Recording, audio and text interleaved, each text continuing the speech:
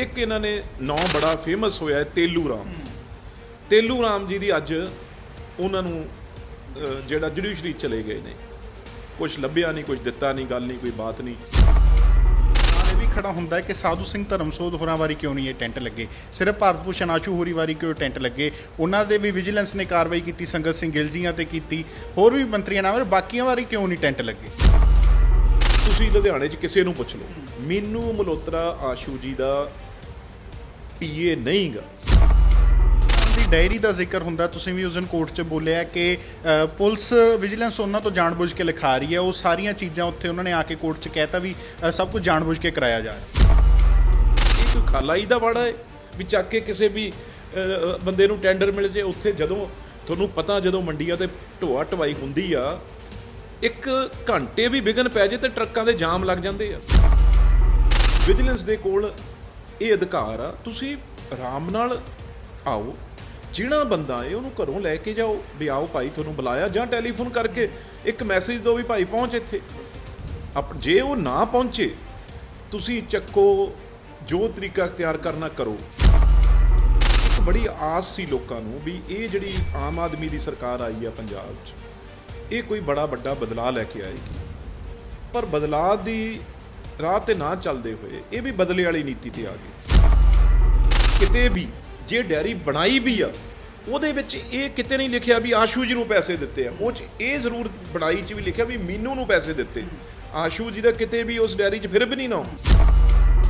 ਭਗਵੰਤ ਮਾਨ ਸਾਹਿਬ ਦਿੱਲੀ ਤੋਂ ਤੁਹਾਨੂੰ ਪਤਾ ਤਾਰ ਹਿੱਲੀ ਆ, ਤੇ ਸਿਸੋਦੀਆ ਸਾਹਿਬ ਜਿਹੜੇ ਉਹਨਾਂ ਦੇ ਡਿਪਟੀ ਸੀਐਮ ਨੇ, ਉਹਨਾਂ ਈਡੀ ਤੇ ਸੀਬੀਆਈ ਦੇ ਬਿਲਕੁਲ ਜਾਲ 'ਚ ਨੇ। ਪਰ ਅੱਜ ਬੜੀ ਖੁਸ਼ੀ ਹੋਈ ਆ ਵੀ ਉਹ ਹਸਪੀਟਲ ਮਨਮੋਹਨ ਸਿੰਘ ਜੀ ਨੇ, ਜਿਹੜਾ ਕਾਂਗਰਸ ਪਾਰਟੀ ਦੀ ਦੇਣ ਸੀ, ਇੱਕ ਮੈਂਬਰ ਪਾਰਲੀਮੈਂਟ ਹੋਣਾ ਤੇ ਅੱਜ ਉਹ ਪੂਰਾ ਹੋਇਆ। ਕੱਲਾ ਉੱਥੇ ਇਲਾਜ ਨਹੀਂ ਹੋਣਾ, ਵੱਡੀ ਗੱਲ ਇਹ ਰਿਸਰਚ ਕੇਂਦਰ ਬਣਨਾ ਹੈ, ਖੋਜ ਕੇਂਦਰ, ਬਈ ਇਹ ਕੈਂਸਰ ਕਿਉਂ ਪੰਜਾਬ ਦੇ ਵਿੱਚ।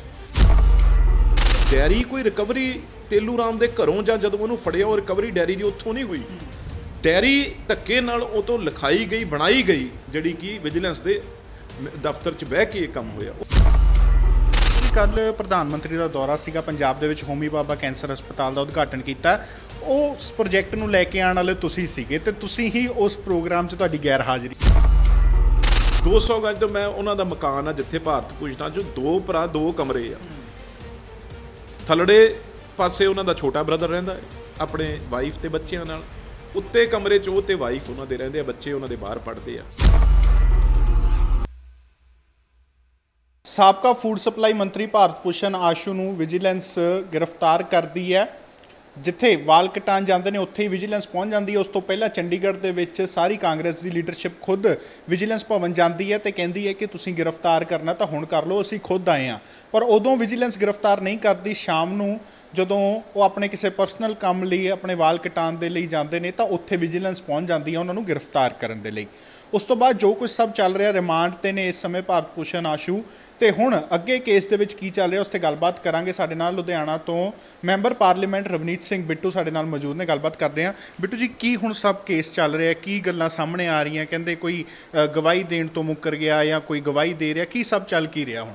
ਦੇਖੋ, ਤੁਸੀਂ ਸਾਰਾ ਕੁਝ ਜਾਣਦੇ ਹੋ, ਮੀਡੀਆ ਤਾਂ ਸਭ ਤੋਂ ਵੱਧ ਜਾਣਦਾ, ਪਰ ਗੱਲ ਇਹ ਆ ਜੋ ਵਿਜੀਲੈਂਸ ਕਰਨਾ ਚਾਹੁੰਦੀ ਸੀ ਉਹ ਪਹਿਲਾਂ ਮੈਂ ਇਹ ਕਹਿਣਾ ਚਾਹੁੰਦਾ, ਕਈ ਅਲੱਗ-ਅਲੱਗ ਮੈਂ ਚੈਨਲਸ 'ਤੇ ਡਿਬੇਟ ਸੁਣ ਰਹੇ ਹਾਂ, ਕਈ ਅੱਜ ਕੱਲ੍ਹ ਵੈਬ ਆਪਣੇ ਬਣਾਏ ਹੋਏ ਉਹ 'ਤੇ ਡਿਬੇਟ ਸੁਣ ਰਹੇ ਹਾਂ।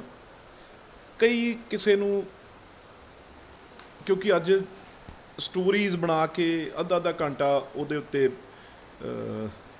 ਗੱਲਾਂ ਕਰਨੀਆਂ, ਨਾ ਪਤਾ, ਨਾ ਸਿਰ ਪਤਾ, ਨਾ ਪੈਰ ਪਤਾ, ਉਸ ਤਰੀਕੇ ਦੀਆਂ ਗੱਲਾਂ ਹੈ ਜਿਹੜੀਆਂ ਹਰੇਕ ਹੀ ਆਪਣੇ ਆਪ ਨੂੰ, ਮੈਂ ਸਮਝਦਾ ਵਕੀਲ ਵੀ ਆਪ ਬਣਿਆ ਹੋਇਆ, ਵਿਜੀਲੈਂਸ ਵਾਲਾ ਵੀ ਆਪ ਬਣਿਆ ਹੋਇਆ, ਜੱਜ ਵੀ ਆਪ ਬਣਿਆ ਹੋਇਆ। ਇਹ ਮਿਨਿਸਟਰੀਆਂ, ਸਰਕਾਰਾਂ ਹਰ ਵਾਰ, ਹਰ 5 ਸਾਲ ਬਾਅਦ ਬਦਲਦੀਆਂ ਹਰ ਜਗ੍ਹਾ। ਉਹ 5 ਸਾਲ ਬਾਅਦ ਹੀ ਉਹ ਜਿਹੜੇ ਐਕਸ ਹੋ ਜਾਂਦੇ ਆ, ਉਹਨਾਂ 'ਤੇ ਰੇਡਾਂ ਪੈਂਦੀਆਂ, ਉਹਨਾਂ ਨੂੰ ਫੜਿਆ ਜਾਂਦਾ, ਉਦੋਂ ਬਾਅਦ ਕੋਰਟ ਕੇਸ ਚਲੇ ਜਾਂਦੇ, ਉੱਥੋਂ ਬਰੀ ਹੋ ਕੇ ਆ ਜਾਂਦੇ ਆ। ਇਸ ਕਰਕੇ ਇਹ ਗੱਲਾਂ ਇਹ ਜਿਹੜੀਆਂ, ਮਤਲਬ ਇਸੇ ਕਰਕੇ ਹੀ ਜਿਹੜਾ ਮੈਂ ਸਮਝਦਾ ਪੋਲੀਟੀਕਲ ਲੋਕਾਂ ਦਾ ਅਕਸ ਆ ਜਿਹੜਾ, ਉਹ ਵੀ ਕਿਤੇ ਨਾ ਕਿਤੇ ਧੁੰਦਲਾ ਹੋਇਆ। ਇੱਕ ਬੜੀ ਆਸ ਸੀ ਲੋਕਾਂ ਨੂੰ ਵੀ ਇਹ ਜਿਹੜੀ ਆਮ ਆਦਮੀ ਦੀ ਸਰਕਾਰ ਆਈ ਆ ਪੰਜਾਬ 'ਚ, ਇਹ ਕੋਈ ਬੜਾ ਵੱਡਾ ਬਦਲਾਅ ਲੈ ਕੇ ਆਏਗੀ। ਪਰ ਬਦਲਾਅ ਦੀ ਰਾਹ 'ਤੇ ਨਾ ਚੱਲਦੇ ਹੋਏ ਇਹ ਵੀ ਬਦਲੇ ਵਾਲੀ ਨੀਤੀ 'ਤੇ ਆ ਗਏ। ਹੁਣ ਤੁਸੀਂ ਕਿਹਾ ਵੀ ਵਿਜੀਲੈਂਸ, ਮੰਨ ਲਿਆ ਮੈਂ ਵਿਜੀਲੈਂਸ ਦੇ ਕੋਲ ਸ਼ਿਕਾਇਤਾਂ ਨੇ, ਵਿਜੀਲੈਂਸ ਦੇ ਕੋਲ ਇਹ ਅਧਿਕਾਰ ਆ, ਤੁਸੀਂ ਆਰਾਮ ਨਾਲ ਆਓ, ਜਿਹੜਾ ਬੰਦਾ ਹੈ ਉਹਨੂੰ ਘਰੋਂ ਲੈ ਕੇ ਜਾਓ ਵੀ ਆਓ ਭਾਈ ਤੁਹਾਨੂੰ ਬੁਲਾਇਆ, ਜਾਂ ਟੈਲੀਫੋਨ ਕਰਕੇ ਇੱਕ ਮੈਸੇਜ ਦਿਓ ਵੀ ਭਾਈ ਪਹੁੰਚ ਇੱਥੇ। ਜੇ ਉਹ ਨਾ ਪਹੁੰਚੇ ਤੁਸੀਂ ਚੱਕੋ, ਜੋ ਤਰੀਕਾ ਅਖਤਿਆਰ ਕਰਨਾ ਕਰੋ। ਇਹ ਤਾਂ ਇੱਕ ਸਿਰਫ ਸ਼ੱਕ ਦੇ ਘੇਰੇ 'ਚ ਕਿਉਂ ਆਉਂਦੇ ਆ? ਫਿਰ ਇਹ ਤਾਂ ਇੱਕ ਆਮ ਨਾਗਰਿਕ ਨਾਲ ਕੀ ਕਰਦੇ ਹੋਣਗੇ ਇਹ ਤੁਸੀਂ ਦੇਖੋ। ਇਹ ਤਾਂ ਇੱਕ ਐਕਸ ਮਿਨਿਸਟਰ ਕਿੰਨੀ ਵਾਰ MLA ਰਹੇ, ਉਹਦੇ ਨਾਲ ਇਹ ਹਾਲਾਤ ਸੀ ਵੀ ਜਦੋਂ ਉਹ ਆਪਣੇ ਹੇਅਰ ਡਰੈਸਰ ਦੇ ਕੋਲ ਜਾਂ ਜਿਹਦੇ ਕੋਲ ਵੀ ਉੱਥੇ ਗਏ, ਉੱਥੋਂ ਚੱਕਣ ਦੀ ਕੋਸ਼ਿਸ਼ ਕਰ ਰਹੇ ਸੀ। ਇਹਦਾ ਮਤਲਬ ਕੀ ਆ? ਇਹਦਾ ਮਤਲਬ ਕੀ ਆ? ਜੇ ਉਹ ਆਫਿਸ 'ਚ ਗਏ ਵੀ ਭਾਈ ਮੈਨੂੰ ਸਰੈਂਡਰ ਕਰ ਲਓ, ਉਹ ਇੱਥੇ SSP ਜਿਹੜੇ ਇੱਥੇ ਨੇ ਇੱਥੇ ਸਰੈਂਡਰ ਕਰਨ ਗਏ ਵੀ ਮੈਨੂੰ ਭਾਈ ਫੜ ਲਓ, ਪਰ ਉਹ ਚੱਕਣ ਦਾ ਕੀ ਮਕਸਦ ਸੀ? ਵੀ ਉਹਨਾਂ 'ਤੇ ਨਜਾਇਜ਼ ਚੀਜ਼ਾਂ, ਵੀ ਆਹ ਦੇਖੋ ਜੀ ਘਰ 'ਚ ਢੇਰ ਲੱਗਿਆ, ਜਿਵੇਂ ਦਿਖਾਉਂਦੇ ਨਹੀਂ ਹੁੰਦੇ ਨੋਟਾਂ ਦੇ ਗਰੇ ਲੱਗੇ ਆ, ਵੀ ਆਹ ਨਿਕਲਿਆ ਜੀ ਇਹਨਾਂ ਦੇ ਘਰੋਂ ਕੋਲੋਂ ਲਿਜਾ ਕੇ, ਹੋਰ ਆਹ ਫਲਾਨੀਆਂ ਚੀਜ਼ਾਂ ਜਿਹੜੀਆਂ ਨਿਕਲ ਆਈਆਂ, ਆਪਾਂ ਪ੍ਰਾਪਰਟੀ ਦੇ ਕਾਗਜ਼ ਜਿਹੜੇ ਉਹ ਨਿਕਲੇ ਆਏ ਬਣਾ ਕੇ ਪਾਉਣੇ ਸੀ, ਉਹ ਚੀਜ਼ ਅਸੀਂ ਲੋਕਾਂ ਦੇ ਮੂਹਰੇ ਇੱਕ ਲਿਆਂਦੀ ਆ ਵੀ ਇਹ ਪਤਾ ਲੱਗੇ ਲੋਕਾਂ ਨੂੰ ਵੀ ਇਹ ਸਰਕਾਰ ਕਿਸ ਤਰੀਕੇ ਦੇ ਕਾਰਨਾਮੇ ਕਰ ਰਹੀ ਆ। ਉਹ ਚੀਜ਼ ਅਸੀਂ ਸਫਲ ਨਹੀਂ ਹੋਣ ਦਿੱਤੇ, ਅਸਫਲ ਕੀਤੇ ਆ, ਉਹ ਆਪ ਜਾ ਕੇ ਪੇਸ਼ ਹੋਏ। ਹੁਣ ਅਗਲੀ ਗੱਲ, ਇੱਕ ਇਹਨਾਂ ਨੇ ਨਾਂ ਬੜਾ ਫੇਮਸ ਹੋਇਆ ਤੇਲੂ ਰਾਮ ਜੀ ਦੀ। ਅੱਜ ਉਹਨਾਂ ਨੂੰ ਜਿਹੜਾ ਜੁਡੀਸ਼ਰੀ ਚਲੇ ਗਏ ਨੇ, ਕੁਛ ਲੱਭਿਆ ਨਹੀਂ, ਕੁਛ ਦਿੱਤਾ ਨਹੀਂ, ਗੱਲ ਨਹੀਂ, ਕੋਈ ਬਾਤ ਨਹੀਂ, ਤੇ ਉਹ ਆਪਣਾ ਆਰਾਮ ਨਾਲ ਜੁਡੀਸ਼ਰੀ ਚਲੇ ਗਏ। ਜੁਡੀਸ਼ਰੀ ਤੋਂ ਬਾਅਦ ਉਹ ਹੁਣ ਹਾਈ ਕੋਰਟ ਜਾ ਕੇ ਉਹਨਾਂ ਦੀ ਬੇਲ ਹੋ ਜੂ, ਤੇ ਉਹੀ ਮੁੜ ਕੇ ਆਪਣੇ ਆਪ ਇਹਨਾਂ 'ਤੇ ਅੱਗੇ ਉਹ ਕੇਸ ਕਰਨਗੇ ਵੀ ਮੇਰੀ ਇੰਨੇ ਨੁਕਸਾਨ ਹੋਇਆ ਕੰਮਕਾਰ ਦਾ, ਮਾਨਹਾਨੀ ਦੇ ਕੇਸ ਪਾਉਣਗੇ ਇਹਨਾਂ 'ਤੇ, ਉਹ ਕੰਮ ਚੱਲੇ ਜਾਊਗਾ, ਉੱਧਰ ਨੂੰ ਲੱਗੇ ਰਹਿਣਗੇ ਮਹਿਕਮੇ। ਤੇ ਦੂਜੀ ਗੱਲ ਜਿਹੜੀ ਸਭ ਤੋਂ ਵੱਡੀ, ਜਿਨ੍ਹਾਂ ਦਾ ਨਾਂ ਮੀਨੂ ਮਲਹੋਤਰਾ, ਮੈਂ ਉਹ 'ਤੇ ਬਾਅਦ ਆਉਣਾ, ਪਰ ਮੈਂ ਇੱਕ ਮਿੰਟ ਥੋੜ੍ਹਾ ਜਿਹਾ ਮੈਂ ਦੱਸਣਾ ਚਾਹੁੰਦਾ ਵੀ ਇਹ ਟੈਂਡਰ ਪਾਲਿਸੀ ਹੈ ਕੀ। ਦੇਖੋ, ਇਹ ਪਹਿਲਾਂ ਪਾਲਿਸੀ ਜਿਹੜੀ ਆ ਨਾ ਜੀ, ਇਹ ਜਦੋਂ 2007 ਤੋਂ ਲੈ ਕੇ 17 ਤੱਕ, ਉਹ ਪਾਲਿਸੀ ਇੱਕ ਇਹ ਸੀ ਜਿਹੜੀ ਇਹਨਾਂ ਨੇ ਠੀਕ ਕੀਤੀ ਆ ਕੇ। ਉਹਦੇ ਵਿੱਚ ਇਹ ਸੀ ਵੀ ਜਿੰਨਾ ਮਰਜ਼ੀ ਤੁਸੀਂ ਰੇਟ ਪਾ ਲਓ, ਉਹ 'ਤੇ ਕੋਈ ਕੈਪ ਨਹੀਂ ਸੀ। ਇੱਕ ਜਿਹੜਾ ਮਰਜ਼ੀ ਜਿਹਦੇ ਕੋਲ ਕੋਈ ਐਕਸਪੀਰੀਅੰਸ ਨਹੀਂ ਕੰਮ ਦਾ, ਉਹ ਆ ਕੇ ਵੀ ਟੈਂਡਰ ਮੰਡੀ ਦਾ ਪਾ ਦਿੰਦਾ ਸੀ। ਹੁੰਦਾ ਕੀ ਸੀ, ਜਦੋਂ ਕਿਸੇ ਕੋਲ ਐਕਸਪੀਰੀਅੰਸ ਨਹੀਂ ਸੀ, ਉਹਦੇ ਕੋਲ ਨਾ ਤਾਂ ਲਿਫਟਿੰਗ ਕਰਾਉਣ ਦੇ ਉਹਦੇ ਕੋਲ ਪ੍ਰਬੰਧ ਸੀ, ਨਾ ਉਹਦੇ ਕੋਲ ਐਕਸਪੀਰੀਅੰਸ, ਨਾ ਉਹਦੇ ਕੋਲ ਟਰੱਕ, ਜਿੰਨੇ ਹਜ਼ਾਰਾਂ ਟਰੱਕ ਚਾਹੀਦੇ ਹੁੰਦੇ, ਜਾਂ ਉਹਦੇ ਨਾਲ ਉਹਨਾਂ ਕਿਸੇ ਦਾ ਤਾਲਮੇਲ ਸੀ। ਜਦੋਂ ਸੀਜ਼ਨ ਸਟਾਰਟ ਹੁੰਦਾ ਸੀ, ਗਲੱਟ ਹੋ ਜਾਂਦਾ ਸੀ ਇੱਕਦਮ, ਤੁਹਾਨੂੰ ਪਤਾ ਮੰਡੀਆਂ ਭਰ ਜਾਂਦੀਆਂ ਸੀ ਤੇ ਧਰਨੇ ਮੁਜ਼ਾਹਰੇ ਲੱਗ ਜਾਂਦੇ ਸੀ। ਉਦੋਂ ਬਾਅਦ ਜਿਹੜਾ ਆੜ੍ਹਤੀਆ ਹੁੰਦਾ ਸੀ, ਉਹ ਮੰਡੀ ਖਾਲੀ ਕਰਾਉਣ ਲਈ ਉਹ ਆਪਣੇ ਹੱਥ ਲੈ ਲੈਂਦਾ ਸੀ ਸਾਰਾ ਕੁਝ ਛੇਤੀ 'ਚ, ਤੇ ਉਹ ਫਿਰ ਸਾਫ਼ ਕਰਾਉਂਦਾ ਸੀ। 2017 ਜਦੋਂ ਆਏ, ਇਹ ਪਾਲਿਸੀ ਨੂੰ ਚੇਂਜ ਕੀਤਾ ਗਿਆ ਵੀ ਨਹੀਂ, ਹਰ ਬੰਦਾ ਨਹੀਂ ਲੈ ਸਕੂਗਾ। ਇਹ 'ਚ ਜਿਹੜੇ ਐਕਸਪੀਰੀਅੰਸਡ ਬੰਦੇ ਆ, ਜਿਨ੍ਹਾਂ ਨੇ ਪਿਛਲੇ 10 ਸਾਲ ਤੋਂ 15 ਸਾਲ ਤੋਂ ਕੰਮ ਕੀਤਾ ਤੇ ਕੰਮ ਵੀ ਚੰਗਾ ਕੀਤਾ, ਉਹ ਬੰਦੇ ਨੂੰ ਕੰਮ ਦਿੱਤਾ ਜਾਊਗਾ ਜਿਹਦੇ ਕੋਲ ਐਕਸਪੀਰੀਅੰਸ ਆ, ਜਿਹਦੇ ਕੋਲ ਟੈਕਨੀਕਲੀ ਉਹ ਜਾਣਦਾ ਹੈ, ਉਹਦੇ ਕੋਲ ਜਿਹੜੇ ਢੋਆ ਢਾਈ ਦਾ ਜਿੰਨੇ ਟਰੱਕ ਚਾਹੀਦੇ ਆ, ਟਰਾਲੀਆਂ ਚਾਹੀਦੀਆਂ, ਜੋ ਵੀ ਆ, ਵੀ ਉਹਦੇ ਕੋਲ ਸਾਰਾ ਕੁਝ ਸਮਾਨ ਹੈ ਵੀ। ਤੇ ਇਸ ਕਰਕੇ ਇਹ ਲੈ ਕੇ ਆਏ ਵੀ ਇਹ 'ਚ ਹਰ ਬੰਦੇ ਨੂੰ, ਕਿਸੇ ਨੂੰ ਆਪਣੀ ਮਰਜ਼ੀ ਨਾਲ ਨਹੀਂ, ਵੀ ਕਿਸੇ ਨੂੰ ਵੀ ਆਪਣੇ ਚਹੇਤੇ ਨੂੰ ਦੇਤਾ, ਐਕਸਪੀਰੀਅੰਸਡ ਬੰਦਾ ਜਿਹੜਾ ਕੰਮ ਕਰਦਾ। ਉਦੋਂ ਬਾਅਦ ਇਹ 'ਚ ਪਹਿਲਾਂ ਕੀ ਹੋਇਆ, 2007 ਤੋਂ 17 'ਚ ਪਾਲਿਸੀ ਬਦਲਤੀ ਸੀ। ਇਹ 'ਚ ਚੇਅਰਮੈਨ ਜਿਹੜਾ ਸੀਗਾ ਉਹ DFSC ਕਰਤਾ ਸੀ ਵੀ ਮਹਿਕਮਾ ਦੇਖੇ। ਇਹ 17 'ਚ ਚੇਂਜ ਕਰਕੇ, ਇਹ ਤੁਸੀਂ ਪਾਲਿਸੀ ਪੜ੍ਹ ਵੀ ਸਕਦੇ ਹੋ, ਚੇਂਜ ਕਰਕੇ ਇਹ 'ਚ ਇੱਕ ਕਮੇਟੀ ਬਣਾਈ, ਜਿਹੜੀ ਕਮੇਟੀ ਕੀ ਤਕਰੀਬਨ 5 ਬੰਦਿਆਂ ਦੀ, ਤੇ ਉਹਨੂੰ ਹੈੱਡ ਕੌਣ ਕਰਦਾ ਸੀ? DC, ਡਿਪਟੀ ਕਲੈਕਟਰ ਉਹਨੂੰ ਹੈੱਡ ਕਰਦੇ ਆ।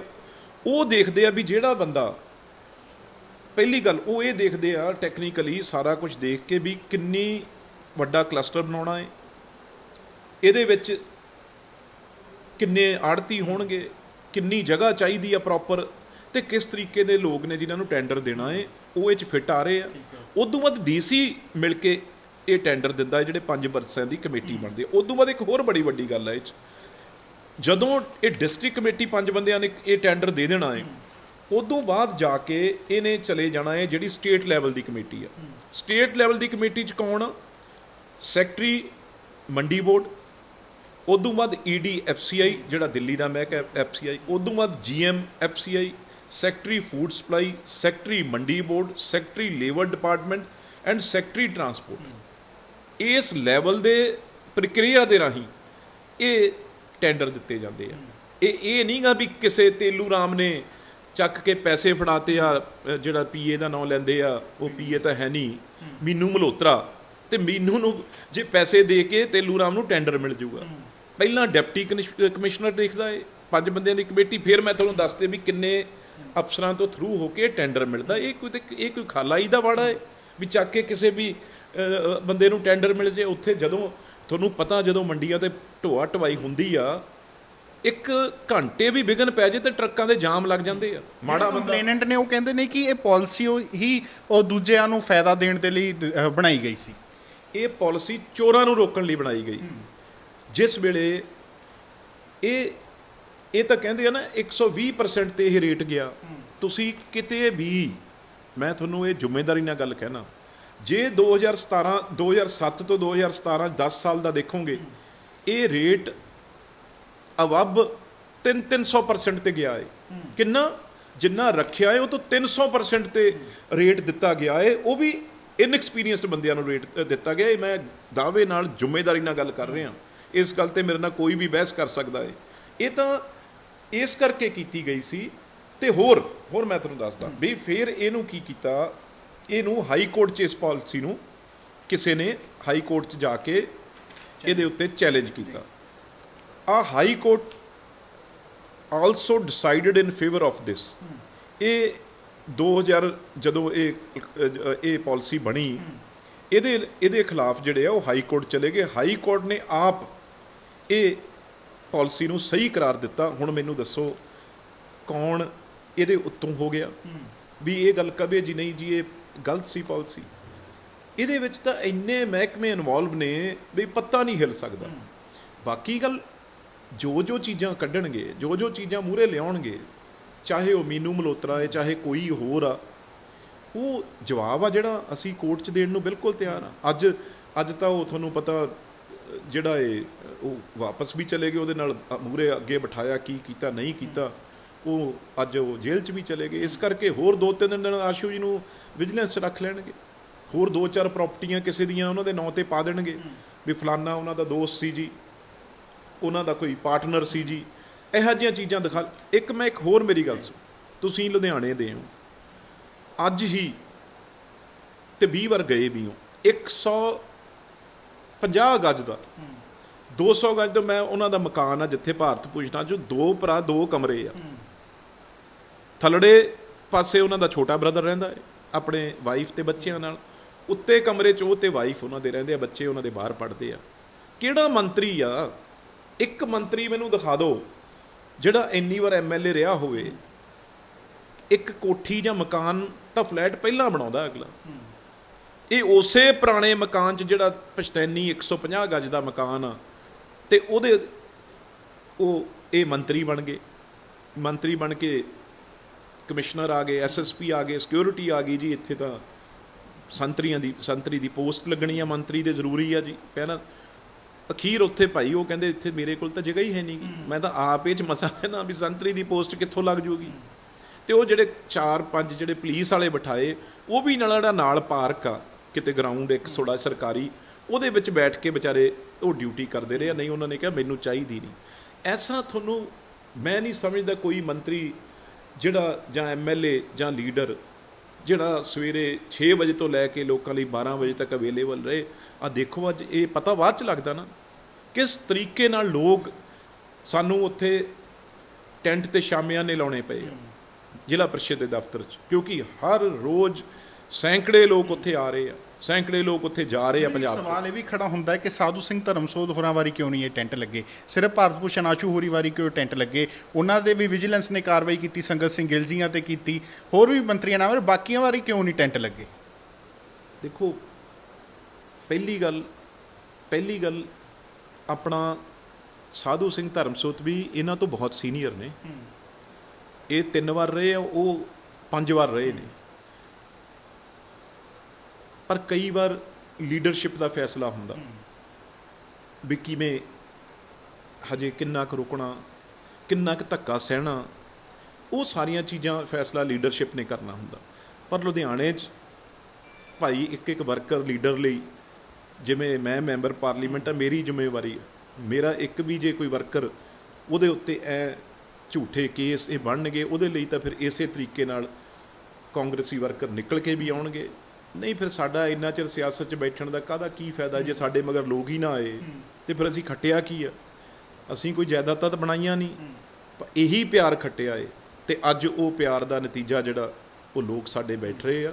ਇਹ ਭਾਈ ਲੁਧਿਆਣੇ 'ਚ ਤਾਂ ਜੇ ਕਿਸੇ ਨੂੰ ਇੱਕ ਖਰੋਚ ਵੀ ਲੱਗੂਗੀ, ਉਹਦੇ ਲਈ ਇਸੇ ਤਰੀਕੇ ਨਾਲ ਜਿਹੜੇ ਆ ਉਹ ਟੈਂਟ ਵੀ ਲੱਗਣਗੇ, ਲੋਕ ਵੀ ਆਉਣਗੇ, ਤੇ ਉਹ ਲੋਕ ਚੋਂ ਪਤਾ ਲੱਗਦਾ ਮੀਡੀਆ 'ਚ ਵੀ ਲੋਕਾਂ ਨੂੰ ਵੀ ਭਾਈ ਇਹ ਲੋਕਾਂ ਦਾ ਕੀ ਖੱਟਿਆ ਹੋਇਆ, ਕੀ ਇਹਨਾਂ ਨੇ ਰਹਿ ਕੇ ਪਿਛਲੇ ਦਿਨਾਂ 'ਚ ਪਿਆਰ ਬਣਾਇਆ ਏ ਜਾਂ ਲੋਕਾਂ ਨੂੰ ਲੁੱਟਿਆ ਏ।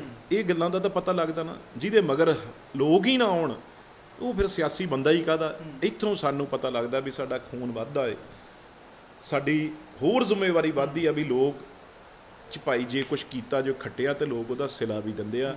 ਇਸ ਕਰਕੇ ਵਰਕਰਾਂ ਦੇ ਮੈਂ ਸਮਝਦਾ, ਮੈਂ ਤੁਹਾਡੇ ਰਾਹੀਂ ਮੈਂ ਉਹਨਾਂ ਦੇ ਪੈਰੀਂ ਹੱਥ ਲਾਉਣਾ, ਉਹਨਾਂ ਦੇ ਸਿਰ 'ਚ ਮੈਂ ਸਮਝਦਾ ਸਿਰ ਝੁਕਾਉਣਾ ਵੀ ਉਹ ਵਰਕਰ ਜਿਹੜਾ ਸਵੇਰ ਤੋਂ ਸ਼ਾਮ ਤੱਕ, ਰਾਤ ਤੱਕ ਅਸੀਂ ਹੱਥ ਜੋੜ ਕੇ ਘਰੇ ਭੇਜਦੇ ਹਾਂ ਵੀ ਕੋਈ ਗੱਲ ਨਹੀਂ, ਕੁਛ ਨਹੀਂ ਹੁੰਦਾ, ਤੁਸੀਂ ਆਪਣੇ ਆਪਣੇ ਘਰੇ ਚੱਲੋ। ਤਾਂ ਹਜ਼ਾਰਾਂ ਗਿਣਤੀ 'ਚ ਜਿਹੜਾ ਲੋਕ ਆ, ਰਾਤ ਤੱਕ ਜੇ ਅਸੀਂ 9 ਗਿਣਨ ਲੱਗੀਏ ਤਾਂ ਹਜ਼ਾਰਾਂ ਦੀ ਗਿਣਤੀ 'ਚ ਲੋਕ ਪਹੁੰਚ ਰਹੇ। ਤੇਲੂ ਰਾਮ ਦੀ ਡਾਇਰੀ ਦਾ ਜ਼ਿਕਰ ਹੁੰਦਾ, ਤੁਸੀਂ ਵੀ ਉਸ ਦਿਨ ਕੋਰਟ 'ਚ ਬੋਲਿਆ ਕਿ ਪੁਲਿਸ ਵਿਜੀਲੈਂਸ ਉਹਨਾਂ ਤੋਂ ਜਾਣਬੁੱਝ ਕੇ ਲਿਖਾ ਰਹੀ ਹੈ। ਉਹ ਸਾਰੀਆਂ ਚੀਜ਼ਾਂ ਉੱਥੇ ਉਹਨਾਂ ਨੇ ਆ ਕੇ ਕੋਰਟ 'ਚ ਕਹਿਤਾ ਵੀ ਸਭ ਕੁਝ ਜਾਣਬੁੱਝ ਕੇ ਕਰਾਇਆ ਜਾ ਰਿਹਾ। ਦੇਖੋ ਉਹਦਾ ਤਾਂ ਹੀ ਤਾਂ ਉਹਨਾਂ ਦਾ ਰਿਮਾਂਡ ਵੀ ਅੱਜ ਖਤਮ ਹੋ ਗਿਆ, ਕੁਝ ਗੱਲ ਬਣੀਓ ਨਹੀਂ ਗਈ। ਤੇਲੂ ਰਾਮ ਦੇਖੋ ਕਈ ਵਾਰ ਕੀ ਹੁੰਦਾ ਨਾ, ਜਦੋਂ ਤੁਸੀਂ ਬੰਦੇ ਤੇ ਇੰਨਾ ਪ੍ਰੈਸ਼ਰ ਪਾ ਦਿੰਦੇ ਹੋ, ਬੰਦੇ ਨੂੰ ਇੰਨਾ ਤੰਗ ਕਰਦੇ ਹੋ, ਫਿਰ ਉਹ ਕਈ ਵਾਰ ਫਟ ਜਾਂਦਾ। ਜਦੋਂ ਉਹਨੂੰ ਮੌਕਾ ਮਿਲਿਆ ਜੱਜ ਦੇ ਮੂਹਰੇ, ਉਹੀ ਡੀਐਸਪੀ, ਉਹੀ ਐਸਪੀ, ਉਹੀ ਉਹਨੂੰ ਹੱਥ ਫੜੀ, ਉਹਦੇ ਅੱਖਾਂ 'ਚ ਅੱਖਾਂ ਪਾ ਰਹੇ ਸੀ ਵੀ ਦੇ ਜਵਾਬ ਇੱਥੇ ਵੀ ਮੈਂ ਤਾਂ ਭਾਈ ਆਸ਼ੂ ਨੂੰ ਇੰਨਾ ਕੁਛ ਦਿੱਤਾ। ਪਰ ਜਦੋਂ ਉਹ ਜਿਹੜਾ ਕਾਨੂੰਨ ਆ ਨਾ, ਕਾਨੂੰਨ ਦੇ ਇਸੇ ਕਰਕੇ ਪੱਟੀ ਬੰਨੀ ਹੁੰਦੀ ਆ, ਉਹ ਇਹ ਨਹੀਂ ਦੇਖਦੀ ਵੀ ਤਕੜਾ ਕੌਣ ਆ, ਮਾੜਾ ਕੌਣ ਆ, ਗਰੀਬ ਕੌਣ ਆ।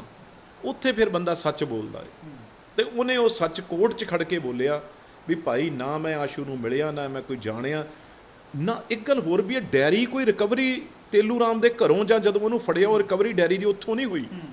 ਡੈਰੀ ਧੱਕੇ ਨਾਲ ਉਹ ਤੋਂ ਲਿਖਾਈ ਗਈ, ਬਣਾਈ ਗਈ, ਜਿਹੜੀ ਕਿ ਵਿਜੀਲੈਂਸ ਦੇ ਦਫ਼ਤਰ 'ਚ ਬਹਿ ਕੇ ਇਹ ਕੰਮ ਹੋਇਆ। ਉਹਨੇ ਸੱਚ ਬੋਲਤਾ ਉਹਦੇ ਵਿੱਚ। ਉਹੀ ਜਿਹੜੇ ਆਰਡਰ ਨੇ ਜੱਜ ਸਾਹਿਬ ਦੇ, ਉਹਨਾਂ ਨੇ ਲਿਖਤਾ ਵੀ ਬੇਸ਼ੱਕ ਜਦੋਂ ਆਸ਼ੂ ਜੀ ਨੂੰ ਰਿਮਾਂਡ ਦਿੱਤਾ, ਉਹ 'ਚ ਲਿਖਿਆ, ਉਹਨਾਂ ਨੇ ਕਲੀਅਰ ਕਰਤਾ ਵੀ ਡੈਰੀ 'ਚ ਕਿਤੇ ਵੀ ਜੇ ਡੈਰੀ ਬਣਾਈ ਵੀ ਆ, ਉਹਦੇ ਵਿੱਚ ਇਹ ਕਿਤੇ ਨਹੀਂ ਲਿਖਿਆ ਵੀ ਆਸ਼ੂ ਜੀ ਨੂੰ ਪੈਸੇ ਦਿੱਤੇ ਆ। ਉਹ 'ਚ ਇਹ ਜ਼ਰੂਰ ਬਣਾਈ 'ਚ ਵੀ ਲਿਖਿਆ ਵੀ ਮੀਨੂ ਨੂੰ ਪੈਸੇ ਦਿੱਤੇ। ਆਸ਼ੂ ਜੀ ਦਾ ਕਿਤੇ ਵੀ ਉਸ ਡੈਰੀ 'ਚ ਫਿਰ ਵੀ ਨਹੀਂ ਨਾ।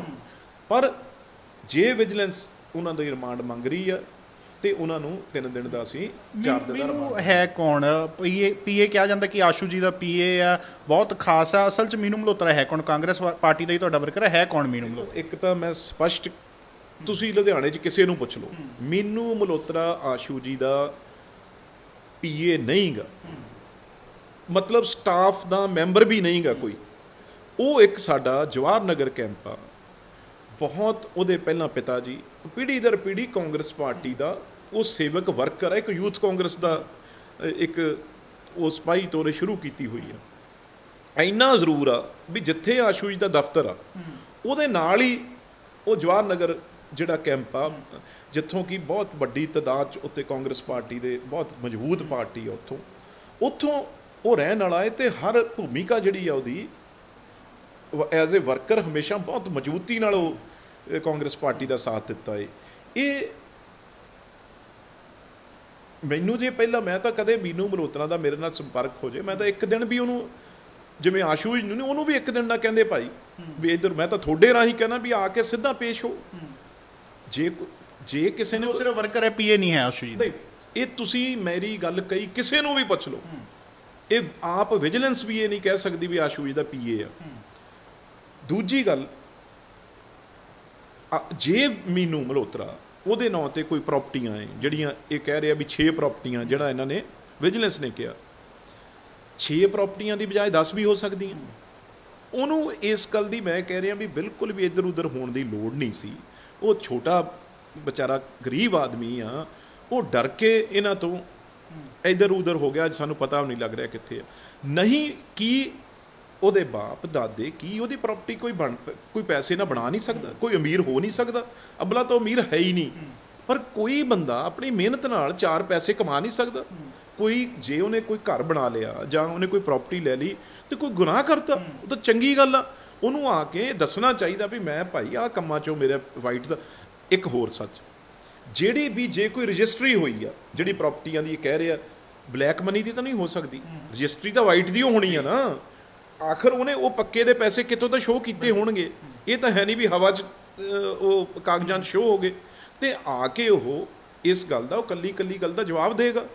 ਮੈਂ ਤਾਂ ਤੁਹਾਡੇ ਚੈਨਲ ਰਾਹੀਂ ਉਹਨੂੰ ਜੇ ਸੁਣਦਾ ਹੋਊਗਾ ਤਾਂ ਜ਼ਰੂਰ ਅਪੀਲ ਕਰੂੰਗਾ, ਭਾਈ ਜਲਦੀ ਤੋਂ ਜਲਦੀ ਵਿਜੀਲੈਂਸ ਦੇ ਕੋਲ ਆ ਕੇ ਉਹਨੂੰ ਸਮਾਂ ਤੇ ਪਰੇਸ਼ਾਨੀ 'ਚ ਉਹ ਆਪ ਵੀ ਆ ਦੂਜਿਆਂ ਨੂੰ ਵੀ ਪਾਇਆ, ਉਹਨੂੰ ਪੇਸ਼ ਹੋ ਕੇ ਦੱਸਣਾ ਚਾਹੀਦਾ ਵੀ ਆਹ ਮੇਰੇ ਕਾਗਜ਼ ਨੇ ਭਾਈ। ਕਾਹਦਾ ਡਰ ਆ ਇਸ ਗੱਲ ਦਾ? ਪਰ ਕਈ ਵਾਰ ਇਹ ਹੋ ਜਾਂਦਾ ਵੀ ਮੈਨੂੰ ਪਤਾ ਨਹੀਂ ਆਸ਼ੂ ਦੇ ਨਾਲ ਰਲਾ ਕੇ, ਮੰਤਰੀ ਜੀ ਨਾਲ ਰਲਾ ਕੇ ਕੀ ਇਹ ਪਾਉਣਾ ਚਾਹੁੰਦੇ ਆ ਮੇਰੇ ਤੇ, ਉਹ ਇਸ ਕਰਕੇ ਡਰ ਕੇ ਕਿੱਥੇ ਆ ਕਿੱਥੇ ਨਹੀਂ, ਸੰਪਰਕ ਵੀ ਨਹੀਂ ਹੋ ਰਿਹਾ ਨਾ ਇਹਨਾਂ ਨੂੰ ਪਤਾ ਲੱਗ ਰਿਹਾ ਕਿੱਥੇ ਆ ਉਹ, ਨਹੀਂ ਤਾਂ ਉਹਨੂੰ ਚੱਕ ਹੀ ਲੈਂਦੇ। ਇਸ ਕਰਕੇ ਮੈਂ ਵੀ ਤੁਹਾਡੇ ਰਾਹੀਂ ਕਹਿੰਦਾ ਉਹ ਆ ਕੇ ਸਪਸ਼ਟੀਕਰਨ ਦੇਵੇ ਵੀ ਅੱਗੇ ਜਿਹੜਾ ਕੇਸ ਆ ਉਹ ਹੋਰ ਉਹਨੂੰ ਹੱਲ ਕਰਨ ਦਾ ਇਹਨਾਂ ਨੂੰ ਫਾਇਦਾ ਹੋਊਗਾ, ਉਹਦਾ ਕੋਈ ਨੁਕਸਾਨ ਨਹੀਂ ਹੁੰਦਾ। ਬਿੱਟੂ ਜੀ, ਕੱਲ੍ਹ ਪ੍ਰਧਾਨ ਮੰਤਰੀ ਦਾ ਦੌਰਾ ਸੀਗਾ ਪੰਜਾਬ ਦੇ ਵਿੱਚ, ਹੋਮੀ ਬਾਬਾ ਕੈਂਸਰ ਹਸਪਤਾਲ ਦਾ ਉਦਘਾਟਨ ਕੀਤਾ। ਉਸ ਪ੍ਰੋਜੈਕਟ ਨੂੰ ਲੈ ਕੇ ਆਉਣ ਵਾਲੇ ਤੁਸੀਂ ਸੀਗੇ ਤੇ ਤੁਸੀਂ ਹੀ ਉਸ ਪ੍ਰੋਗਰਾਮ 'ਚ ਤੁਹਾਡੀ ਗੈਰ ਹਾਜ਼ਰੀ ਸੀ। ਦੇਖੋ, ਇਹ ਤੁਸੀਂ ਬੜੀ ਵੱਡੀ ਗੱਲ ਕੀਤੀ ਆ। ਇਹ ਮੇਰੀ ਖੁਸ਼ਕਿਸਮਤੀ ਆ, ਜਦੋਂ ਮੈਂ ਪਹਿਲੀ ਵਾਰ ਮੈਂਬਰ ਪਾਰਲੀਮੈਂਟ ਬਣਿਆ ਆਨੰਦਪੁਰ ਸਾਹਿਬ ਤੋਂ, ਸ਼੍ਰੀ ਆਨੰਦਪੁਰ ਸਾਹਿਬ ਤੋਂ, ਪਵਿੱਤਰ ਧਰਤੀ ਤੋਂ 2009 'ਚ, ਤੇ ਉਸ ਵੇਲੇ ਕਾਂਗਰਸ ਦੀ ਸਰਕਾਰ ਸੀ, ਡਾਕਟਰ ਮਨਮੋਹਨ ਸਿੰਘ ਜੀ ਉਸ ਵੇਲੇ ਪ੍ਰਾਈਮ ਮਿਨਿਸਟਰ ਸੀ, ਤੇ ਸਾਡੇ ਬਹੁਤ ਚੰਗੇ ਆਫੀਸਰ, ਮੈਂ ਅੱਜ ਉਹਨਾਂ ਦਾ ਵੀ ਧੰਨਵਾਦ ਕਰਨਾ ਚਾਹੂੰਗਾ, ਜਿਹੜੇ ਵਿੰਨੀ ਮਹਾਜਨ ਜੀ ਸਾਡੇ ਚੀਫ ਸੈਕਟਰੀ ਪੰਜਾਬ ਦੇ ਰਹੇ ਆ ਤੇ ਹੁਣ ਉਹ ਸੈਂਟਰ 'ਚ ਨੇ। ਉਸ ਵੇਲੇ ਉਹ ਜੁਆਇੰਟ ਸੈਕਟਰੀ PMO ਸੀ, ਉੱਥੇ ਕੰਮ ਕਰ ਰਹੇ ਸੀ। ਤੇ ਦੂਜੇ ਕ੍ਰਿਸ਼ਨ ਕੁਮਾਰ ਜੀ ਸਾਡੇ ਜਿਹੜੇ ਸੈਕਟਰੀ ਐਜੂਕੇਸ਼ਨ ਰਹੇ, DC ਨਵਾਂ ਸ਼ਹਿਰ ਰਹੇ, 2 ਆਫੀਸਰ ਉਦੋਂ ਇਹ ਵੀ as a joint secretary PMO 'ਚ ਸੀਗੇ। ਪਰ ਇਸ ਨੂੰ ਦੇਖ ਵਿਨੀ ਮਹਾਜਨ ਜੀ ਰਹੇ ਸੀ ਜਿਹੜਾ ਇਹ। ਤੇ ਤੀਜੀ ਐਟੋਮਿਕ ਐਨਰਜੀ ਜਿਹੜਾ ਮਹਿਕਮਾ ਹੈ, ਉਹ ਸਾਡੇ ਇਸ ਵੇਲੇ ਥੋੜ੍ਹਾ ਚਿਰ ਪਹਿਲਾਂ ਫਾਈਨਾਂਸ ਸੈਕਟਰੀ ਸੀ ਸਾਡੇ ਕੈਪਸਨਾ IAS ਆਫੀਸਰ। ਇਹ 3 ਆਫੀਸਰ ਉਸ ਵੇਲੇ ਦਿੱਲੀ ਦੇ ਵਿੱਚ ਸੀ, ਜਿਨ੍ਹਾਂ ਦਾ ਇਹਦੇ ਵਿੱਚ ਜਦੋਂ ਅਸੀਂ ਇਸ ਗੱਲ ਦਾ, ਮੈਂ ਕਿਉਂਕਿ ਸਾਰੇ ਪੰਜਾਬ 'ਚ ਤੁਹਾਨੂੰ ਯਾਦ ਹੋਣਾ, ਮੈਂ ਇੱਕ ਯਾਤਰਾ ਕੀਤੀ ਸੀ, ਕੱਲੇ ਪਿੰਡ ਪਹੁੰਚਿਆ ਸੀ ਯੂਥ ਕਾਂਗਰਸ ਦੀ ਯਾਤਰਾ 'ਚ। 4500 ਕਿਲੋਮੀਟਰ ਮੈਂ ਚੱਲਿਆ ਸੀ ਉਦੋਂ ਕੱਲੇ। ਤੇ ਜਦੋਂ ਪਿੰਡ 'ਚ ਦੇਖਿਆ ਜਾ ਕੇ, ਨਸ਼ੇ ਦਾ ਤਾਂ ਗੱਲ ਸੀਗੀ, ਉਹ ਮੈਂ ਉਹ 'ਚ ਭੁੱਖ ਹੜਤਾਲ 'ਤੇ ਉਰੇ ਬੈਠਿਆ 7 ਦਿਨ। ਉਸ ਵੇਲੇ ਬਾਦਲ ਸਾਹਿਬ ਦੀ ਸਰਕਾਰ ਸੀ, ਇੱਕ ਡਰੱਗ ਪ੍ਰੀਵੈਂਸ਼ਨ ਐਕਟ, ਰੋਕਥਾਮ ਲਈ ਇੱਕ ਕਾਨੂੰਨ ਬਣਾਉਣ ਦੀ ਗੱਲ ਕੀਤੀ। ਉਹ 7ਵੇਂ ਦਿਨ ਬਾਦਲ ਸਾਹਿਬ ਨੇ ਮੇਰੀ ਗੱਲ ਮੰਨੀ, ਜਦੋਂ ਇੱਥੇ ਆ ਕੇ ਸਪੀਕਰ ਸਾਹਿਬ ਉਸ ਵੇਲੇ ਦੇ, ਉਹਨਾਂ ਨੇ ਆ ਕੇ ਮੇਰੀ ਭੁੱਖ ਹੜਤਾਲ ਖਤਮ ਕਰਵਾਈ ਸੀ। ਪਰ ਨਾਲ ਦੀ ਨਾਲ ਜਿਹੜੇ ਕੈਂਸਰ ਵਾਲੀ ਗੱਲ ਸੀ, ਜਦੋਂ ਦੇਖਿਆ ਪਿੰਡਾਂ 'ਚ ਵੀ ਹਰ ਚੌਥਾ ਤੀਜਾ ਘਰ ਜਿਹੜਾ ਕੈਂਸਰ ਨਾਲ ਹੋ ਰਿਹਾ, ਤੇ ਇਹ ਗੱਲ ਮੈਂ ਡਾਕਟਰ ਮਨਮੋਹਨ ਸਿੰਘ ਦਾ ਵੀ ਤੁਸੀਂ ਇੱਕ ਪੰਜਾਬੀ ਹੋ ਜੀ, ਤੇ ਹਰ ਬੰਦਾ ਇਹ ਕਹਿ ਰਿਹਾ ਹੈ ਵੀ ਜਿਹੜਾ ਵਿਚਾਰਾ ਕਮਜ਼ੋਰ ਆ ਉਹ ਤਾਂ ਬੀਕਾਨੇਰ ਚਲੇ ਜਾਂਦਾ ਇਲਾਜ ਕਰਾਉਣ ਟ੍ਰੇਨ, ਜਿਹਦੇ ਕੋਲ 4 ਪੈਸੇ ਸੀ ਉਹ ਬੰਬਈ ਬੰਬੇ 'ਚ ਜਿਹੜਾ ਐਟੋਮਿਕ ਹਸਪੀਟਲ ਆ ਜਿਹੜਾ ਉਹਦਾ ਕੈਂਸਰ ਹਸਪੀਟਲ, ਉੱਥੇ ਇਲਾਜ ਕਰਾਉਣ ਜਾਂਦਾ ਸੀ। ਬਈ ਜੇ ਤੁਸੀਂ ਇੱਕ ਹਸਪੀਟਲ, ਸਾਨੂੰ ਪੰਜਾਬ 'ਚ ਉਹ 'ਚ ਕਈ ਗੱਲਾਂ ਸੀਗੀਆਂ, ਕਿਉਂਕਿ ਜਿਹੜੀ ਉਹਦੀ ਦਵਾਈ ਅੱਜ ਤਾਂ ਉਦੋਂ ਬਾਅਦ ਜ਼ਮਾਨਾ ਬਦਲ ਗਿਆ, ਅੱਜ ਤਾਂ ਤਕਰੀਬਨ 10 ਸਾਲ ਦੀ ਗੱਲ ਹੋ ਗਈ ਮੈਂ ਲੁਧਿਆਣੇ ਆਏ ਨੂੰ। ਪਰ ਉਦੋਂ ਇਹ ਹੋਇਆ ਵੀ ਭਾਈ ਇਹ ਹਸਪੀਟਲ ਚਾਹੀਦਾ, ਪਲੱਸ ਇੱਕ ਉਹਦੇ ਨਾਲ ਏਅਰਪੋਰਟ ਚਾਹੀਦਾ, ਵੀ ਜਿੱਥੋਂ ਉਹਦੇ ਡਾਕਟਰ ਨੇ ਜਿਹੜੇ ਛੇਤੀ ਤੋਂ ਛੇਤੀ ਜਦੋਂ ਉਹ ਵੀ ਬੰਬੇ ਦੇ ਇੱਥੇ ਆ ਸਕਣ। ਦੂਜੀਆਂ ਜਿਹੜੀਆਂ ਦਵਾਈਆਂ ਨੇ ਬਹੁਤ ਉਹਦੀਆਂ ਇੰਪੋਰਟੈਂਟ ਦਵਾਈਆਂ, ਕਈ ਜਹਾਜ਼ ਰਾਹੀਂ, ਪਲੇਨ ਰਾਹੀਂ ਛੇਤੀ ਤੋਂ ਛੇਤੀ ਪਹੁੰਚਣੀਆਂ ਚਾਹੀਦੀਆਂ, ਉਹ ਫਰੀਜ਼ਰੇਟ ਜਿਹੜੀਆਂ ਵੱਡੇ ਫਰੀਜ਼ਰਾਂ 'ਚ ਉਹ ਰੱਖਣੀਆਂ ਪੈਂਦੀਆਂ, ਅਤੇ ਨਾਲ ਏਅਰਪੋਰਟ ਚਾਹੀਦਾ ਸੀ। ਅਤੇ ਉਸ ਵੇਲੇ ਫਿਰ ਇਹ ਜਗ੍ਹਾ ਜਿਹੜੀ ਆ ਉਦੋਂ ਮੈਡੀਸਿਟੀ, ਇਹ 9 ਤੇ ਜਗ੍ਹਾ ਮੁੱਲਾਂਪੁਰ ਦੇ ਵਿੱਚ ਬਣ ਰਹੀ ਸੀ, ਉੱਥੇ ਜਗ੍ਹਾ ਅਲਾਟ ਕਰਵਾਈ ਪੰਜਾਬ ਸਰਕਾਰ ਤੋਂ, ਤੇ ਆਪ ਡਾਕਟਰ ਮਨਮੋਹਨ ਸਿੰਘ ਜੀ ਉਦਘਾਟਨ ਕਰਨ। ਮੈਨੂੰ ਯਾਦ ਆ ਉਹ ਦਿਨ, ਦੋ ਬੜੀ ਖਿੱਚਮ ਖਿੱਚ ਚੱਲ ਰਿਹਾ ਸੀ, ਕਿਉਂਕਿ ਪੰਡਾਲ 'ਚ ਪਰਮਿਸ਼ਨ ਮਿਲੀ ਪ੍ਰਾਈਮ ਮਿਨਿਸਟਰ ਦੀ 2000 ਬੰਦੇ ਬਿਠਾਉਣ ਦੀ।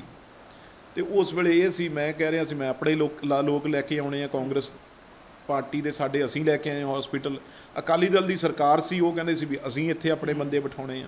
ਤੇ ਫਿਰ ਬਰਾਬਰ ਬੰਦੇ ਪਾਸ ਮਿਲੇ, ਹਜ਼ਾਰ ਉੱਥੇ ਪਾਸ ਜਿਹੜੇ ਬਿਠਾਏ। ਤੇ ਮੈਂ ਉੱਥੇ ਇਹ ਇਕੱਲੀ ਨਹੀਂ, ਇਹ ਤਾਂ ਪ੍ਰਾਈਮ ਮਿਨਿਸਟਰ ਸਾਹਿਬ ਨੇ ਉਦੋਂ 600 ਕਰੋੜ ਰੁਪਏ ਦਾ ਜਿਹੜਾ ਹਸਪਤਾਲ ਆ, ਅੱਜ ਵੀ ਸਾਡਾ ਉੱਥੇ ਫਾਊਂਡੇਸ਼ਨ ਸਟੋਨ ਜਿਹੜਾ ਨੀਂਹ ਪੱਥਰ ਆ ਉਹਨਾਂ ਦੇ ਤੇ ਮੇਰੇ ਨਾਂ ਦਾ ਲੱਗਿਆ ਹੋਇਆ। ਪਰ ਅੱਜ ਬੜੀ ਖੁਸ਼ੀ ਹੋਈ ਆ ਵੀ ਉਹ ਹਸਪੀਟਲ ਮਨਮੋਹਨ ਸਿੰਘ ਜੀ ਨੇ, ਜਿਹੜਾ ਕਾਂਗਰਸ ਪਾਰਟੀ ਦੀ ਦੇਣ ਸੀ, ਇੱਕ ਮੈਂਬਰ ਪਾਰਲੀਮੈਂਟ ਹੋਣਾ, ਤੇ ਅੱਜ ਉਹ ਪੂਰਾ ਹੋਇਆ। ਕੱਲਾ ਉੱਥੇ ਇਲਾਜ ਨਹੀਂ ਹੋਣਾ, ਵੱਡੀ ਗੱਲ ਇਹ ਰਿਸਰਚ ਕੇਂਦਰ ਬਣਨਾ ਹੈ, ਖੋਜ ਕੇਂਦਰ, ਬਈ ਇਹ ਕੈਂਸਰ ਕਿਉਂ ਪੰਜਾਬ ਦੇ ਵਿੱਚ ਜੇ ਮਾਲਵੇ 'ਚ ਹੋ ਰਿਹਾ, ਉਹਦੇ ਕਾਰਨ ਕੀ ਨੇ। ਬਿਮਾਰੀ ਨੂੰ ਤਾਂ ਹਟਾਉਣਾ ਹੀ ਹਟਾਉਣਾ ਜਿਹਨੂੰ ਹੋ ਗਈ, ਪਰ ਅੱਗੇ ਤੋਂ ਉਹਨੂੰ ਰੋਕਣਾ ਕਿਵੇਂ ਆ। ਉਸ ਫੰਕਸ਼ਨ 'ਚ ਨਹੀਂ ਸੀ, ਉਹ ਤਾਂ ਦੁੱਖ ਨਹੀਂ ਹੈ। ਜ਼ਰੂਰ ਇਸ ਗੱਲ ਦਾ ਮੈਂ ਤੁਹਾਨੂੰ ਝੂਠ ਨਹੀਂ ਬੋਲਦਾ, ਮੈਂ ਪ੍ਰਾਈਮ ਮਿਨਿਸਟਰ ਸਾਹਿਬ ਨੂੰ ਚਿੱਠੀ ਵੀ ਲਿਖੀ ਸੀ ਬਈ, ਤੇ ਉਹਨਾਂ ਨੂੰ ਮੈਂ ਇਹ ਗੱਲ, ਕਿਉਂਕਿ ਪਰ 2 ਦਿਨ ਪਹਿਲਾਂ ਲੈਟਰ ਲਿਖੀ, ਤੇ ਇੱਕਦਮ ਜਦੋਂ ਪ੍ਰੋਗਰਾਮ ਆਇਆ ਉਸ 'ਚ ਮੈਂ ਲੇਟ ਹੋ ਗਿਆ। ਨਹੀਂ ਜ਼ਰੂਰ ਪਹੁੰਚ ਵੀ ਸਕਦੇ ਸੀ, ਪਰ ਗੱਲ ਤੁਹਾਡੀ ਠੀਕ ਆ ਵੀ ਉਹ ਜ਼ਰੂਰ ਲੱਗਦਾ ਤਾਂ ਹੈ ਵੀ ਇੱਕ, ਪਰ ਹੁਣ ਜਾ ਕੇ ਮੈਂ ਬਾਅਦ ਦੇ ਵਿੱਚ ਜ਼ਰੂਰ ਵਿਜ਼ਿਟ ਕਰੂੰਗਾ 1-2 ਦਿਨਾਂ ਦੇ ਵਿੱਚ ਹੀ, ਤੇ ਜ਼ਰੂਰ ਉੱਥੇ ਦੇ ਜਿਹੜਾ ਇੱਕ ਪਿੰਡ ਵਾਲਿਆਂ ਦਾ, ਮੈਂ ਉਸ ਵੇਲੇ ਕੋਈ ਜ਼ਮੀਨ ਨਹੀਂ ਦਿੰਦਾ ਸੀ, ਉਹ ਪਿੰਡ ਵਾਲਿਆਂ ਦਾ ਮੈਂ ਬਹੁਤ ਅੱਜ ਵੀ ਧੰਨਵਾਦੀ ਹਾਂ ਵੀ ਉਹਨਾਂ ਨੇ ਆਪਣੀ ਉਦੋਂ ਜ਼ਮੀਨ ਦਿੱਤੀ। ਮੈਨੂੰ ਯਾਦ ਆ 2-3 ਉਹਨਾਂ ਦੀਆਂ ਉਦੋਂ ਮੰਗਾਂ ਸੀਗੀਆਂ ਜਿਹੜੇ ਪਿੰਡ ਵਾਲਿਆਂ ਨੇ, ਕਿਉਂਕਿ ਜ਼ਮੀਨ ਉਹਨਾਂ ਦੀ ਭਾਈ ਸੀਗੀ ਦਿੱਤੀ, ਤੇ ਉਹ ਉਸ ਵੇਲੇ ਸਰਪੰਚ ਸਾਹਿਬ ਨੇ ਮੈਮੋਰੈਂਡਮ ਉਸ ਵੇਲੇ ਦੇ ਪ੍ਰਧਾਨ ਮੰਤਰੀ ਨੂੰ ਦਿੱਤਾ, ਚੀਫ ਮਿਨਿਸਟਰ ਨੂੰ ਦਿੱਤਾ।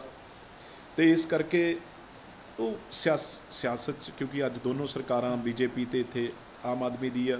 ਮਾਨ ਸਾਹਿਬ ਤਾਰੀਫ ਵੀ ਕਰਦੇ ਨੇ ਪ੍ਰਧਾਨ ਮੰਤਰੀ ਨਰਿੰਦਰ ਮੋਦੀ ਦੀ, ਤੇ ਮਾਫੀ ਵੀ ਮੰਗਦੇ ਕਿ ਕਾਂਗਰਸ ਵੇਲੇ ਜਦੋਂ ਤੁਸੀਂ ਆਏ ਸੀ ਤੇ ਤੁਹਾਡੇ ਸੁਰੱਖਿਆ ਦੇ ਵਿੱਚ ਕੋਤਾਹੀ ਹੋਈ, ਉਹਦੀ ਮਾਫੀ ਵੀ ਮੰਗੀ। ਉਹ ਥੋੜ੍ਹਾ ਜਿਹਾ ਮਾਨ ਸਾਹਿਬ ਉੱਥੇ, ਦੇਖੋ ਲੱਤਾਂ 'ਚ ਜਾਨ, ਪੰਜਾਬੀ 'ਚ ਕਹਿੰਦੇ ਆ ਖੁੱਚਾਂ 'ਚ ਜਾਨ, ਉਹ ਪਤਾ ਲੱਗਦੀ ਆ ਬੰਦੇ ਦੀ।